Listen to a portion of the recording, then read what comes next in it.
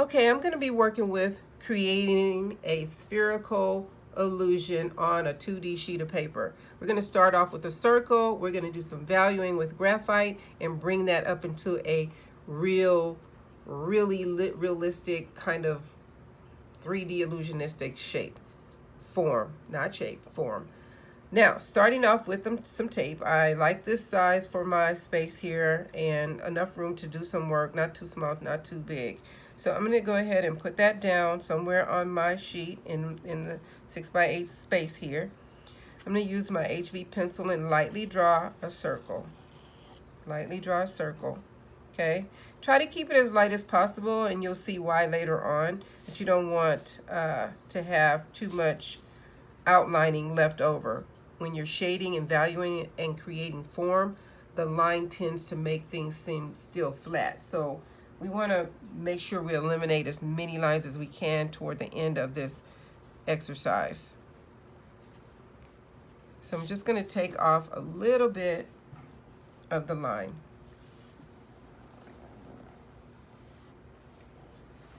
Also, you want to have some kind of art brush handy for when you do have eraser scraps on your sheet. Use your art brush instead of your hand to clean that off.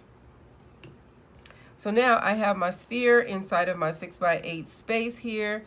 I want to also make sure I include the table space behind it. So, and it doesn't have to be straight horizontal. Sometimes tables that you have things on are at an angle from your point of view.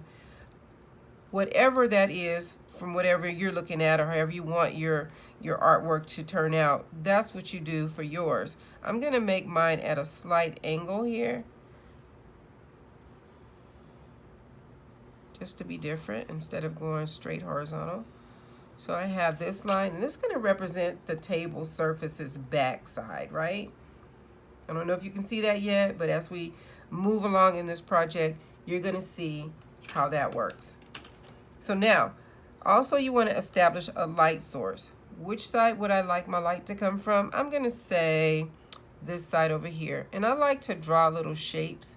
I'm going to do it outside in my margin instead of doing it right in my artwork. You can if you need to. But my light source is here. It's going to illuminate my ball right about in this spot. And then we'll have center light, or what's called halftone light here. Then we'll have a core. And then we'll have reflected light in the back. So let's go ahead and get started. I like to also make sure I have some sort of model that I'm working from, so you can judge your shadows based on how your light source is on your table. I have this very nice styrofoam ball. Some people might use eggs. If you have anything that's white, a ping pong ball, I don't know, a golf ball maybe, but you have divots in there. You probably don't want to draw the divots in the golf ball. But anyway, you want a nice smooth white ball. Sit that down on your space somewhere and illuminate that. So what I want to do is my light source is here as it is on my white shape. And my crest shadow. And I know you can't see my white shape, but this process kind of is a standard movement with round balls shapes. So I'm creating a core shadow, and this is the area where there's no light that can hit the ball. Here's my light source coming down right here, but it cannot get this side of the ball, so the ball turns dark, like an eclipse. So now I'm going to take my 4B pencil. I love this pencil for everything. It gives me a nice rich mark. It's soft enough, it's blendable. Even though we're not blending with our fingers or a stump today, we're just going to use hand pressure, which is called point drawing. So I'm going to go ahead and start using the side of my pencil to map in enough dark to get started with this process. Map in enough dark. If you use the point of your pencil, and some people can accomplish that, you want to make sure you're not pressing too hard in a certain area, because you'll have a line instead of a splash of color or a splash of value.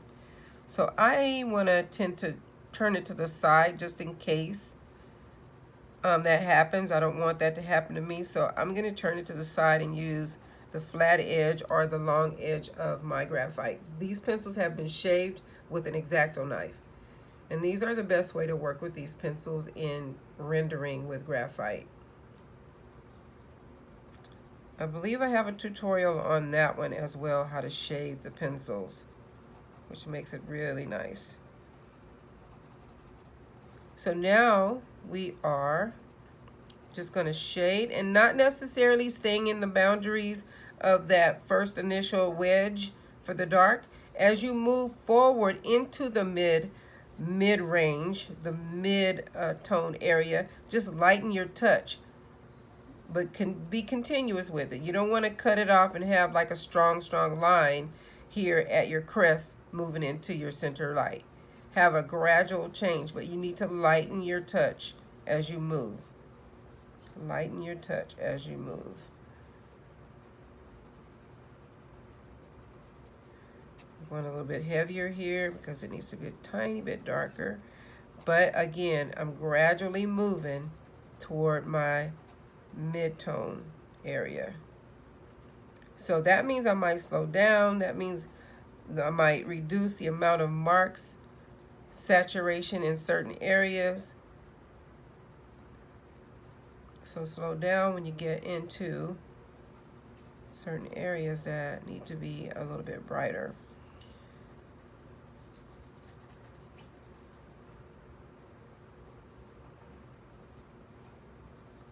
And this activity is really enlightening for light value, light logic, I should say, to understand how light interplays on the surface of a shape. And this whole process happens even in human anatomy. If you're drawing figure drawing, you want to definitely remember the highlighted area, the center light area, and then your core shadow. When you get behind any of the anatomy on a figure, the core shadow is going to happen where there's no light. So now, here we go. That is what I'm going to conclude with on that part of my ball. Now I'll come back over here and work on my crest.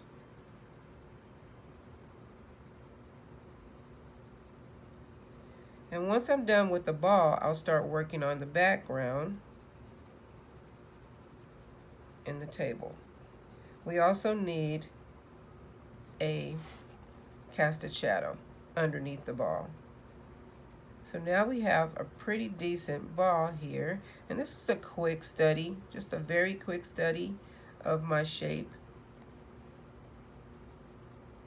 And it might take some of you longer than others to work on this, but this is really essential at learning how to use this tool with just your hand and creating the illusions that you need. Now let's go with the casted shadow here. Light source is here. My shadow, my ball, actually my shadow should cast this way a little bit. So I'm going to start over here and map in my shape for the ball's shadow. And sometimes, depending on how far the light is or how close it is, the shadow is going to be longer or shorter. That is shadow basics. That's another thing that we're going to have a tutorial on as well later on. But this one is all about using your tools to create the illusion of mass on 2D shapes. So now right below my ball is going to be the darkest area of shadow. The ball is totally occluding the area of light that could be in that area. So this is called the occlusion shadow here at the bottom, underneath. It gets lighter, the casted shadow gets lighter as you move away from the shape. Still pretty dark, but not as dark as the occlusion, which is right here, the occlusion shadow.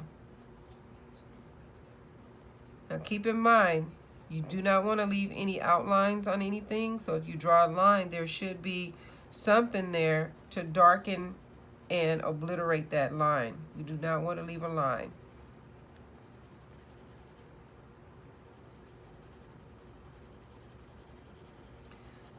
And again, when you're working with your casted shadow, many times they lighten up pretty drastically. toward the end of it, and that's because the room light is now touching the idea of the shadow here underneath the ball.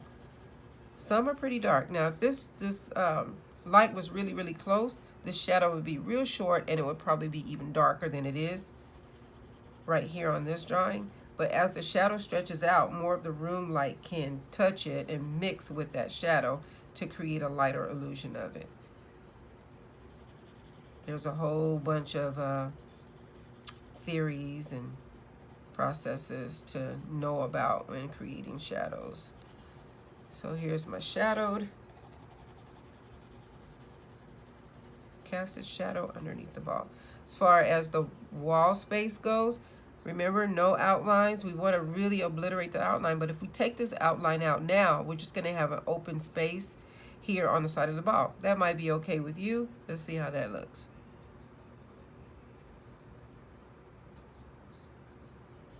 Just to take it all the way out. Not too bad, but I like to treat my background as well. So what I'm going to do is go around my ball with some shade on the wall space behind it.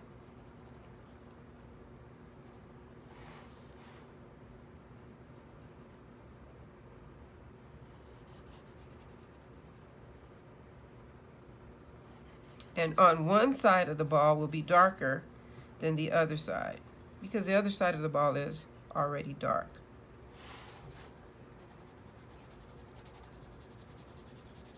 And I'm not going to do a full fill here, just an idea of what needs to happen on one or the other side of your spherical form. And then as I move to the other side, I can lighten up my touch because the ball over here is pretty dark.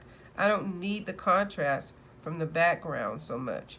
But because I'm shading part of the wall, I just maybe want to kind of give this side over here a little bit of a tint. Not too much. And go back and forth with adjusting edge control. Not necessarily creating a line, but valuing in your edge control. You want to make that be nice and blended. You don't want that to look separate. You want this area and that area to look separate, but in here, if you put a little bit more value to provide deeper contrast, then this value has to blend in. It has to blend into there. So same thing with the table. If you wanted to create some contrast with the table and not leave it white, but have maybe a value there, go with the lightest one first. And then you graduate it, you make it darker if you need to, but go with the lightest one first, just to get started with. Just to put a little bit of value down here, all over. Remember to use your safety paper if you're resting your hand on your artwork. Safety paper is nothing more than another sheet of paper that you're gonna rest on your drawing as you are finishing stuff up. Now I see that I want to maybe darken this top a little bit. Maybe, yeah, just a little bit. You have to make some decisions when you get to this whole valuing thing, because I need my table to stay separate from the wall and from the ball and from the shadow. So you have to make some decisions which one is going to have more value and which one is going to have less value. So let me go with maybe just a little bit more, tiny bit more value in certain areas on this background. Not too much. I might have to adjust my balls contrast here, just to continue with what I want to do with the wall. And I think I like it. So voila. This is the end of my page here. I kind of got a little excited, I guess, and went outside of my 6x8 boundary. And that's what you have. A shape, a circular shape converted into an illusion of a three-dimensional form. Bam.